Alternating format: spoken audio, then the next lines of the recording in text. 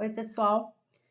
Dando continuidade aos modos indiretos de pagamento, hoje nós vamos tratar da imputação do pagamento. A imputação do pagamento é a faculdade do devedor de indicar, dentre débitos líquidos e vencidos em favor do mesmo credor, qual deles está sendo pago. A imputação do pagamento está previsto no artigo 352. A pessoa obrigada por dois ou mais débitos da mesma natureza a um só credor tem o direito de indicar a qual deles oferece pagamento, se todos forem líquidos e vencidos. Então, o devedor, tendo mais de uma obrigação, mais de um débito líquido e vencido em favor de um mesmo credor, quando ele efetua um pagamento, ele pode indicar a qual daqueles débitos se refere o pagamento, para que ele possa ser exonerado, né, de um deles. Isso ocorre quando o devedor ele tem mais de um débito, né, da mesma natureza em favor de um mesmo credor e ele não tem o suficiente para quitar as duas obrigações, os dois débitos. Então, ele deve indicar qual dos débitos ele está pagando, né? O pagamento ele oferece em um daqueles débitos. E é aquele débito indicado pelo devedor que será extinto. O credor deverá dar quitação em relação àquele débito. Então, esse é um ato do devedor, né? É um ato liberatório, porque vai liberar o devedor de um dos débitos que ele tem com aquele mesmo credor, e é um ato, é uma faculdade do devedor. Isso é um instituto voltado, né, a favorecer o devedor para que ele possa quitar, ao menos para que ele possa escolher qual dos débitos ele quer quitar primeiro. Agora, eu tenho alguns requisitos, né? O devedor ele deve preencher alguns requisitos para poder utilizar da imputação do pagamento. Então, quais são? Coexistência de um ou mais débitos. Esses débitos têm que ser da mesma natureza, porque se os débitos, né, forem pagar a quantia, eu não tenho quantia suficiente para pagar todos os débitos, eu indico qual deles eu estou quitando. Agora, se eu tenho uma obrigação de pagar quantia, um débito, né, que deve ser cumprido com pagamento de quantia, e um débito com entrega de um imóvel, por exemplo, eu vou cumprir a obrigação conforme a natureza, né, a natureza das obrigações, a natureza da prestação. Então, se eu oferecer dinheiro, é óbvio que eu estou quitando aquela dívida que deve ser paga em dinheiro e não aquela que deve ser cumprida com a entrega de um imóvel. Por isso, as obrigações devem ter a mesma natureza. Deve haver identidade entre credor e devedor. Então, os débitos se relacionam ao mesmo credor. Né?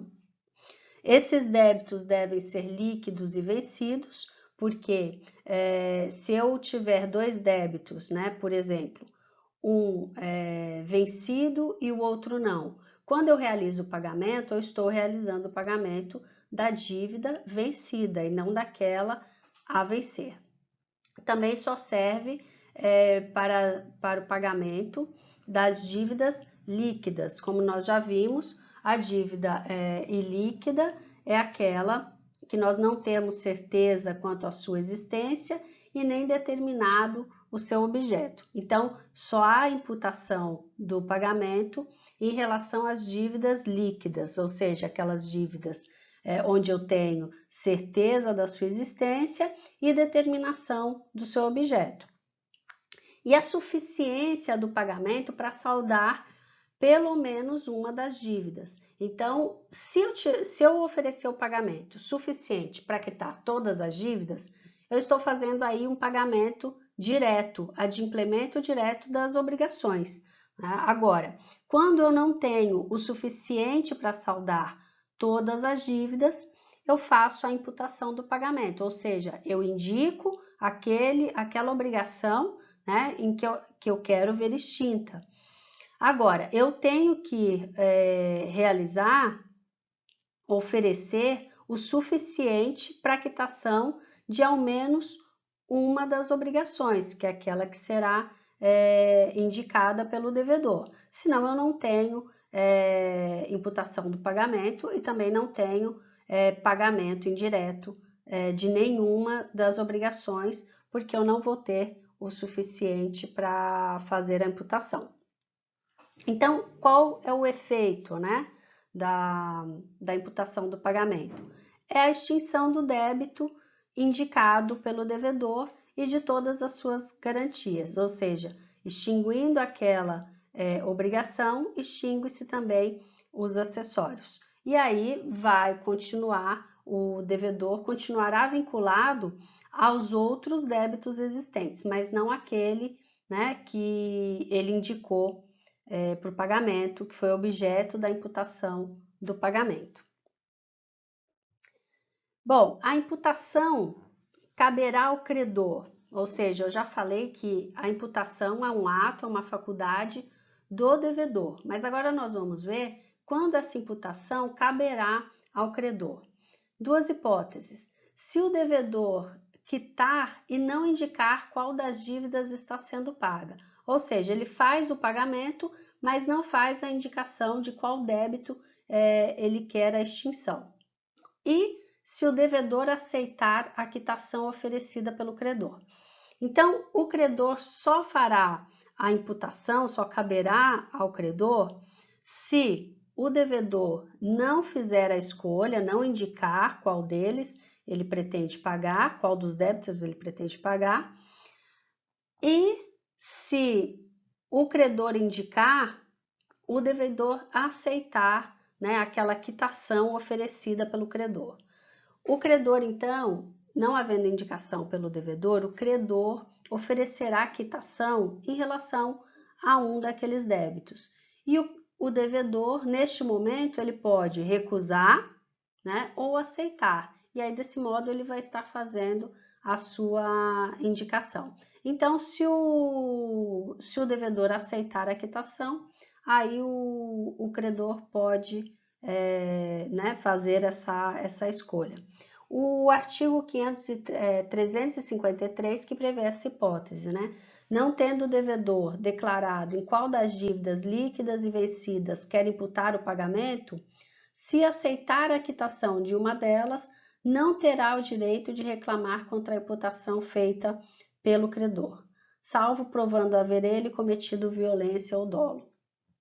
Então, o devedor, se o credor, né, oferecer a quitação de um dos débitos e o devedor não recusar essa quitação, ele não pode reclamar depois, não pode indicar o outro débito para pagamento. Vai prevalecer, né, a escolha do credor. Bom, se não houver a imputação nem por parte do devedor, nem por parte do credor. Então, o devedor ele realiza um pagamento, não indica qual dos débitos ele quer ver extinto, e o credor também não oferece quitação a nenhum deles. Então, aí nós chamamos de imputação legal, porque vai prevalecer os critérios previstos na lei, no Código Civil, para a imputação do pagamento. Então, o artigo 354, ele prevê: havendo capital e juros, o pagamento computar-se-á primeiro nos juros vencidos e depois no capital, salvo estipulação contrário, ou se o credor passar a quitação por conta do capital. Então, nesse caso do artigo 354, né, a lei favorece o devedor, porque é o débito que deve ser quitado primeiro, é o mais vantajoso, né, para o devedor, porque envolve aí a incidência de juros. As dívidas líquidas e vencidas, esse é o artigo 355.